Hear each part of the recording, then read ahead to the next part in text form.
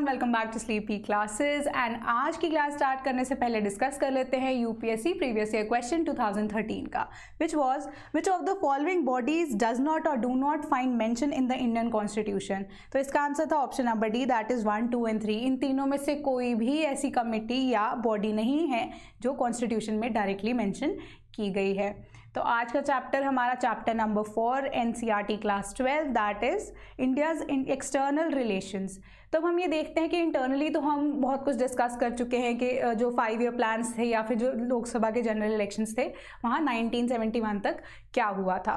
And उसके बाद अगर हम बात करें, अब इंट्रोडक्शन की बात करते हैं इस चैप्टर की, तो अगर इंटरनेशनली अगर हमें ये चीज़ एज्यूम करनी पड़ेगी कि इंडिया जस्ट अभी आज़ाद ही हुआ है, 1947 में हम वापस जा रहे हैं आपको लेकर, तो इंटरनेशनल लेवल पे क्या क्या वहाँ पे उस टाइम पे चल रहा था।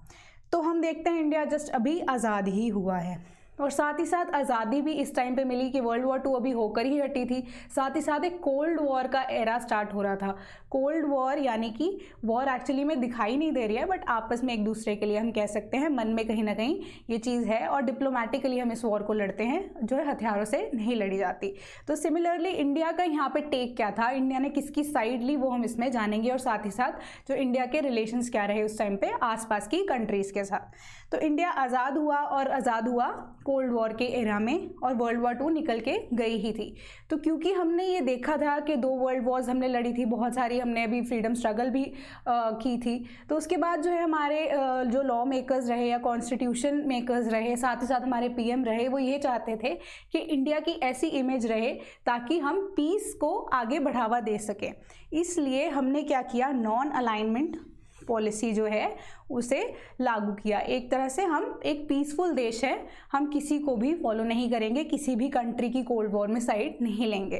साथ ही साथ कॉलोनाइजेशन या फिर जो अभी न्यूली जो है इंडिपेंडेंट कंट्रीज हुई थी इंडिया के साथ ही साथ या फिर अभी होने ही वाली थी अब अफ्रीकन कंट्रीज जो है, उनका हम देखते हैं कि हमारा बहुत ही जो है इंटरलिंक रहा है। जैसे हम बात करते हैं सुभाष चंद्र बोस जी की, उन्होंने इंडियन आर्मी की फॉर्मेशन जापान के थ्रू ही कर ली थी, जापान की मदद से की थी, इसलिए सारा वर्ल्ड इंटरलिंक था कहीं ना कहीं, इसलिए नॉन अलाइनमेंट पॉलिसी को लाया गया। साथ ही साथ कोल्ड वॉर एरा में इंडिया ने किसी भी कंट्री की साइड लेने से इनकार कर दिया।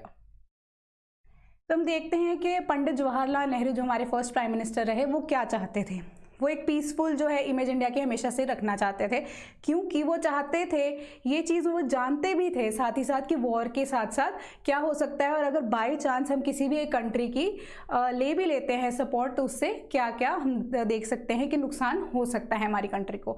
इसलिए वो चाहते थे कि इंडिया की सॉवरेनिटी बनी रहे, इंटेग्रिटी बनी रहे और साथ ही साथ वहाँ पर इकोनॉमिक डेवलपमेंट हमारी कंट्री में होती रहे। इसलिए हम नहीं चाहते कि हम किसी की भी साइड लें। तो हम देखते हैं कि डिस्टेंस कैसे हुआ, जो है 2 नेशंस के लिए डिस्टेंस के लिए क्या क्या इंडिया ने किया। तो जब कोल्ड वॉर एरा चल रहा था तो अमेरिका साइड ने नॉर्थ अटलांटिक ट्रीटी ऑर्गेनाइजेशन को पिक्चर में ला लिया था और साथ ही साथ जो यूएसएसआर थी वो वॉर्सो पैक्ट जो है, ये दोनों के दोनों ही लागू कर दिए गए थे। बट इंडिया ने क्या किया, इंडिया ने अगेन ये कहा कि हम इसका पार्ट नहीं बनेंगे एंड हम पीसफुल सेटलमेंट ऑफ मेथड की टेक्निक जो है वो लेंगे। तो यूएन में इसके लिए बहुत सारी चर्चा भी हुई, विचार विमर्श भी किया गया, वो भी इंडिया ने ही इनिशिएट किया कहीं ना कहीं, ताकि ये कोल्ड वॉर जो है वो सेटल हो सके। तो हम देखते हैं कि अफ्रो एशियन यूनिटी या फिर अफ्रीका और एशियन कंट्रीज़ के बीच में उस टाइम पे क्या सिचुएशन रही और इंडिया जो है वहाँ पे कैसे रोल प्ले किया उसने। तो इंडिया जो है 1947 में वी ऑल नो कि इंडिपेंडेंट हुआ, तो उसके 5 मंथ्स बाद ही एशियन रिलेशन कॉन्फ्रेंस, जिसमें एशियन कंट्रीज जो भी आज़ाद हुई थी या फिर होने जस्ट हुई ही थी आज़ाद, उन सबको मिलकर एक कॉन्फ्रेंस या एशियन कंट्रीज़ की कॉन्फ्रेंस को अंजाम दिया गया या फिर वो कंडक्ट कराई गई, ताकि जो एशियन नेशंस हैं वो साथ में बैठकर बात कर सके, क्योंकि उनके कोऑर्डिनल रिलेशंस रहे। हमारे प्राइम मिनिस्टर का यही उस टाइम पे जो है इनिशिएटिव था, वो यही चाहते थे कि सब मिलजुल कर रहें। साथ ही साथ बैंगडंग कॉन्फ्रेंस जो है वो ऑर्गेनाइज की गई। ये सब पहला स्टेप था जहाँ पे अभी न्यूली जो है इंडिपेंडेंट हुई अफ्रीकन कंट्रीज़ और एशियन कंट्रीज़ मिलकर ये कॉन्फ्रेंस जिन्होंने अटेंड की थी, और साथ ही साथ फॉर्मेशन किसकी हुई थी, नॉन अलाइनमेंट मूवमेंट जिसको हम बोलते हैं नैम, जिसके एक जो है हम कह सकते हैं इंपॉर्टेंट फिगर रहे हमारे prime minister at that point, Pandit Jawaharlal Nehru. साथ ही साथ इंडो चाइना रिलेशंस की बात करते हैं। इंडिया और चाइना जो है बहुत ही फ्रेंडली जो है रिलेशंस में थे, बहुत ही फ्रेंडली नोट पे उन्होंने स्टार्ट किया था अपना रिलेशन। वेराज जो बाकी सीनियर लीडर्स इंक्लूडिंग वल्लभ भाई पटेल एंड बाकी सीनियर लीडर्स एक्सेप्ट फ्रॉम पंडित जवाहरलाल नेहरू, उन्होंने इन्हें वार्न भी किया था कि चाइना के साथ इस तरीके की दोस्ती कहीं ना कहीं फ्यूचर में जाके जो है हो सकता है कि हमारे अगेंस्ट ही चले जाए। But Pandit Jawaharlal Nehru was of the opinion कि चाइना कभी भी हमारे खिलाफ नहीं जाएगा। एंड साथ ही साथ यहाँ पे पंचशील जिसको हम बोलते हैं, ये साइन कर लिया गया था इंडिया और चाइना के द्वारा। तो इस वजह से वो बहुत ही आश्वस्त थे, पंडित नेहरू बहुत ही आश्वस्त थे कि इंडिया और चाइना की दोस्ती हमेशा से ही रहेगी। बट अब देखते हैं क्या होता है। बट चाइना ने कहीं ना कहीं इंडिया को धोखा दे दिया। चाइना और इंडिया की लड़ाई तब हुई जब तिब्बत को इन्वेड कर लिया या एनेक्स कर लिया चाइना ने। एंड व्हाट हैपेंड, जो वहाँ पे उस टाइम पे लीडर्स थे, जो हम कह सकते हैं धार्मिक गुरु थे, जो दलाई लामा, उन्होंने क्या किया, असाइलम सीख किया इंडिया से। एंड इंडिया ने कहा कि हाँ आप आ सकते हैं, असाइलम ले लीजिए। साथ ही साथ चाइना को कहा या अपोज किया इस मैटर पे कि एनेक्सेशन इज़ नॉट राइट। तो somewhere China got offended by that thing कि असाइलम क्यों दिया गया। तो चाइना और इंडिया के रिलेशन के टाइम पे थोड़े ही टाइम के बाद एनेक्सेशन के चाइना ने स्काई चिन का जो लद्दाख का एरिया है वो और अरुणाचल प्रदेश का कुछ एरिया जो है वो एनेक्स कर लिया और बढ़ते बढ़ते आर्मी जो है असम एरिया तक पहुंच गई। पर थोड़े थोड़े टाइम के बाद जो है चाइना ने ही खुद से सीज फायर डिक्लेयर कर दी। एंड फर्दर क्या हुआ, जो चाइना और इंडिया के बीच में फर्दर पैक्ट हुआ, सीज फायर डिक्लेयर हुआ और ये वॉर एंड हुआ।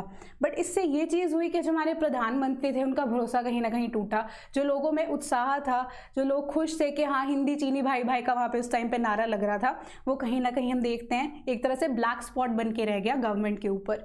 तो क्या हुआ, इफेक्ट का क्या रहा इसका कि बहुत सारे जो गवर्नमेंट ऑफिशियल्स थे, टॉप नॉच ऑफिशियल्स, उनको रिटायरमेंट लेनी पड़ी। उन्होंने खुद से ही जो है हम कहते हैं रिटायरमेंट ले ली या छोड़ दिया पद को। तो गवर्नमेंट का नाम कहीं ना कहीं या इंडिया का नाम जो है नेशनल और इंटरनेशनल लेवल पे खराब हुआ था।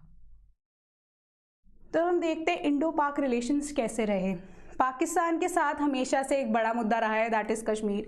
तो एक प्रॉक्सी वॉर छिड़ गई थी। इसमें क्या हुआ, यूएन ने इंटरफेयर किया था। तो उस टाइम के लिए थोड़े टाइम तक ये चीज़ सेटल हो गई। बट वही है कि Pakistan again came out with an issue of Indus river water dispute. तो इस टाइम पे क्या हुआ कि इंडस वाटर को या इंडस रिवर के वाटर को इंडिया और पाकिस्तान में शेयर किया जाता था। एंड इस प्रॉब्लम को भी सॉल्व कर लिया गया with the help of a pact, जो कि है इंडस रिवर वाटर पैक्ट। अगर हम बात करते हैं इसको, उस चीज़ से सॉल्व कर लिया गया था प्रधानमंत्री द्वारा। But after some time he died, Pandit Nehru died and 1964 में Lal Bahadur Shastri became the prime minister. And 1965 में कंट्रोवर्सी हो गई कि जो पाकिस्तान था उन्होंने रन ऑफ कच्छ से इंडिया की तरफ अटैक करने की कोशिश की। एंड साथ ही साथ वहाँ पे लोकल जो लोगों की सपोर्ट वो एक्सपेक्ट कर रहे थे वो उन्हें नहीं मिली। तो एज अ रिज़ल्ट इंडिया ने कैसे जो है इसका जवाब दिया, इंडिया ने कश्मीर साइड से और साथ ही साथ पंजाब साइड से अपनी आर्मी को भेज दिया।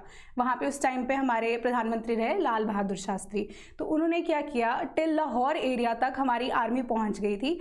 एंड अल्टीमेटली पाकिस्तान को जो है झुकना पड़ा and India one that war और रन ऑफ कच्छ वाला एरिया जो है इंडिया के पास वापस आ गया। लाहौर जो है वापस दे दिया गया पाकिस्तान को।